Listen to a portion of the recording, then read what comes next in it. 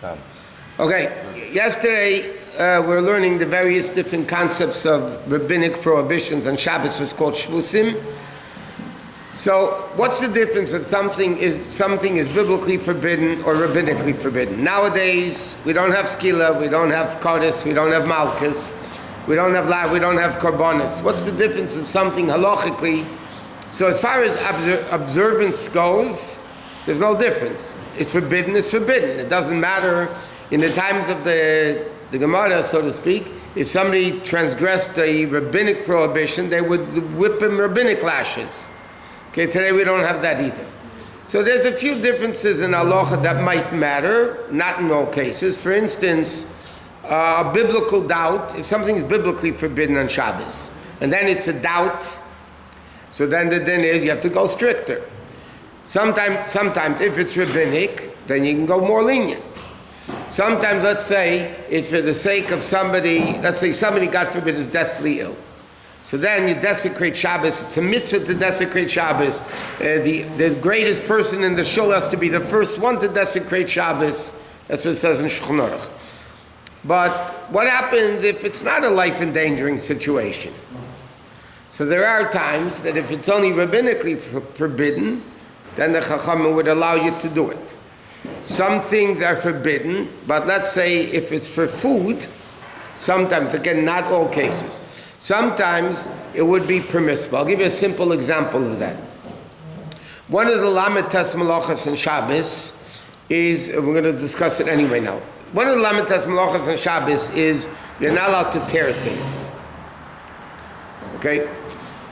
So we'll learn that the only time it's biblically forbidden, because normally when it comes to Shabbos, it has to be constructive things. Anything which is destructive is only rabbinically forbidden. Okay? But what happens if the destructive is for the sake of constructive?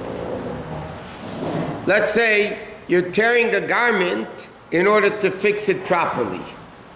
So you're ripping in order to sew. Or you erase. Now normally erasing is destructive, it's not constructive. But if you're erasing to write, so then it's called constructive. Even the destruction is called constructive. So let's say somebody has a container of a bag of food. Okay? Now, have to rip the bag in order to get to the food. Right? So to cut letters, let's see, there's letters on the package, and to take a scissors and cut letters, I'm not allowed to. That's called erasing letters. It's erasing. But what happens if there's no letters, and I rip the bag in a destructive manner? Okay? That means I rip it in a way that you basically can't use the bag anymore. So for food, the Chachamim allowed it. Therefore, if you have a candy, a candy in a wrapper, or food in a container, or whatever, so you're allowed to rip the bag as long as you don't rip letters. You're allowed to rip the wrapper as long as you don't rip letters. You're doing something rabbinically forbidden. You're tearing and you're destroying. But for the sake of food, the Chachamim allowed it. Again, it's not a blanket statement, but there's a general concept in that also. So coming back, okay, so now when it comes to the dinim of Shabbos, so therefore that would be a difference if things are rabbinically forbidden or biblically forbidden.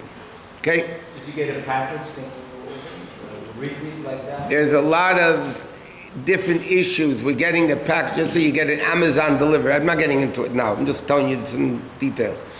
Amazon delivery, so there's a few issues involved. If it came outside what's called Tchum Shabbos, if it came outside the limitation of Shabbos 2,000 amas outside of the city, then it's muktzah, you can't use it. If the item that you're getting delivered is muktzah, let's say it's electrical stuff or writing stuff, whatever, I mean, it's something like that, so then it's muktzah anyway, you can't move it. If it's not muktzah and you must have it for Shabbos, and it didn't come outside of the tchum, so then there are a lot of opinions that say you can open it providing you don't rip the letters and you destroy the box, not, Friends, I'll give you an example. You have, a bag of potato chips, right? So how do you normally open a bag of potato chips? On top, you rip it apart. Okay? So it's basically like glued, or whatever it is, something like glue.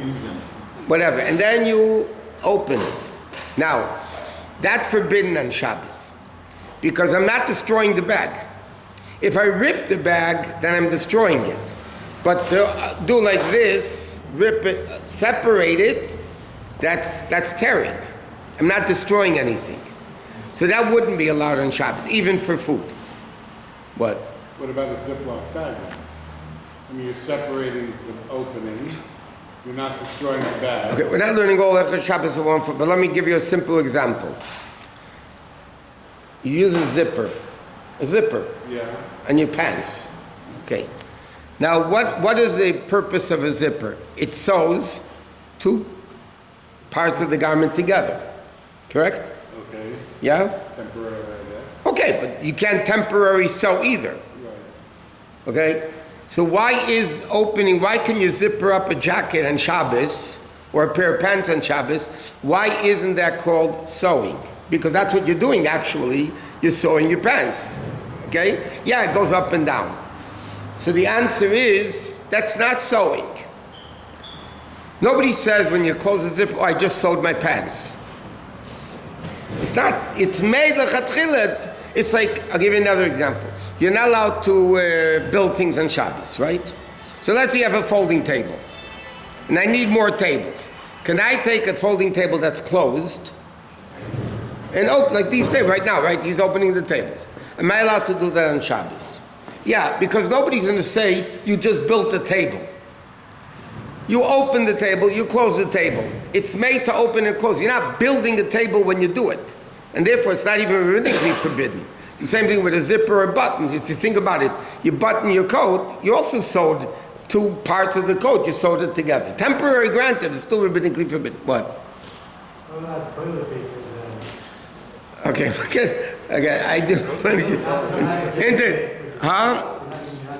You're not doing it for construction purposes. That's why, generally speaking, because of that issue, ideally people should have cut toilet paper before Shabbos or tissues or things like that. Okay? If somebody does need, let's say they didn't have cut toilet paper or tissues and they need toilet paper, so there's a lot of crazy ways of doing it. I'm going to take a simple way. So if you tear the toilet paper at the perforation, you didn't destroy anything. Because it's made like that and it's full. But if you rip it in the middle of the sheet, not at the end of the sheet, if you rip it in the middle of the sheet, that's much easier halachically because you're destroying it. The other way, you're not destroying it. Understand what I'm saying? That's the... Yeah, but that's the way it's meant to be used, like your zipper, it's meant to be used. Yeah, but on Shabbat, for Shabbos, Taki, you shouldn't be doing that, ideally. Okay, again, we're not going to learn Shabbos on one foot. Anyway, the Torah says, even if you try, you're not going to do it on one foot. The truth is, if you want to learn halachos Shabbos properly, it could take a lifetime. No, I mean, there's so much if you go through the Gemaras and the Rishonim and Shulchan Aruch and the Achreinim, and then you have all the modern day responses about things that never existed 100 years ago. Technological things, medical things, scientific, all the things that didn't exist those days. To learn what you're allowed to do on Shabbos, what you're not allowed to do on Shabbos, is a lifetime's learning. Okay, now it says like this. The Gemara learns out that by Shabbos, the Gemara uses the expression meleches machshavos. It has to be, meleches machshavos means a proper, thought out type of work. It has to be choshev, prominent, and it has to be a prominent thing. I'll give you an examples of where it where would it be the normal proper way of doing a malacha. So for instance, it has to be done kedarka, the normal way of doing it. If you do something not the normal way, again, they bring a lot of examples for each case. I'm just saying the guidelines first. It has to be done in order to be biblically forbidden on Shabbos. You have to do it the normal way that it's done. Okay? Like we learned, if you're a right-handed person, and you write with your right hand, that's the normal way it's done. If you put a pencil in your mouth and you write like this, it's still forbidden, but it's not biblical because it's not the normal way of doing it. Another thing has to be what's called tzerach gufa. Tzerach gufa means it has to be, I'm talking about practical, as machlei Rashi and Taisus, but it's a very practical thing. It has to be done for a similar purpose of why it was done in the Mishkan. A similar, not exact same purpose, it has to be done a similar purpose. For instance, I'll give you a very classic example of that, and we'll learn more details as we go on.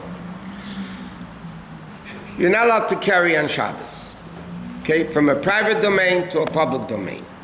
Public domain to a private domain, okay? Then you have the two rabbinic domains. But when I carry from the house to the street, what is the purpose of me carrying it? Because I want it in the street, right? When they carry things in the Mishkan. But Moshe Rabbeinu told to the Jews, don't bring any more things. It's the first time and last time in Jewish history, they built a Jewish institution, and the rabbi said, Dayenu, we have enough money, don't bring any more money. It's the first and last time in Jewish history. Okay? So Moshe Rabbeinu told the Jews, don't bring any more. Okay? So the Gemara learns out, the Jews' home were a private domain, the Mishkan was a public domain, so Moshe Rabbeinu is telling the Jews, you can't carry from a private domain to a public domain. Okay? But normally, what's the purpose of carrying normally? The purpose of carrying is, I have the object here, now I want it there. What happens if I want to carry out, not because I want the object there. I don't want it here. That's not the normal purpose of carrying. The normal purpose of carrying is, if I carry something into the street, because I want it in the street, right? Like the classic example the Gemara gives, God forbid there's a dead body in the house. Okay? I don't want it in the house. So I'm going to carry it out into the street. Right? Because I don't want it in the house. Now, I'm not doing it in the normal purpose and the normal way that normal carrying is done. Carrying normally is done because I want it there. Here, I don't want it there. I just don't want it here. So that's called malacha she'eino tzricha legufa. Meaning, it's a malacha that I'm not doing it for the same purpose the malacha was done in the Mishkan. So that you have a famous machlekes in the Gemara. Rabbi Yehuda says you're chayiv biblically. Rabbi Shimon Yochai holds it's only rabbinically forbidden. So it's interesting. The Rambam holds that it's chayiv. Like the Rambam Paskins get beautiful, but everybody else almost Paskins like Rabbi Shimon that malacha she'eino tzricha legufa is rabbinically forbidden because you're still carrying. The intent makes it not biblically forbidden. It makes it rabbinically forbidden. I mean, we'll go get more cases. Next thing is, you need to have intent. You need to have intent of why you're doing it. And again, you have a lot of cases with this. One case is, I'm walking in the street, okay? And I'm not watching where I'm walking. I might kill an ant or a bug. Well, it could be. My intention not to kill the bug. So kavanah means I have to know what I'm doing when I do the malacha. Okay? Like for instance, you're not allowed to plow on Shabbos. Okay? So now what happens if I want to schlep a heavy bench on the floor? I don't want to make a hole in the ground. A hole in the ground is called plowing. I don't want to make a hole in the ground, but it's going to happen, but not to my intent. So it's late already tonight, but sometimes it's forbidden, and sometimes it's allowed. And then, in other words, the root of it, say 1 minute that. If it's called psik reisha is a halachic concept. It literally means, it's Aramaic. Psik reisha means chop off the head, but I don't want it to die. Psik reisha is Aramaic. I want to chop off the head of the chicken, but I don't want it to die. What does that expression mean? If what I'm doing is for sure going to happen, like we said yesterday, open the refrigerator door. The light's going to go on. You can't say, I don't want the light to go on. I mean, I don't, because it's for sure going on. If it's for sure going to go on, then you can't say, I didn't intend it to go on. It's for sure going to happen. If I slap a heavy bench on the ground and it's for sure going to make a hole, it doesn't matter what I'm thinking if I want it or not. It's for sure going to make a hole. It's called making a hole, and that's your intent. So that would be biblically forbidden. But if it's not for sure going to happen, then many times it's even allowed.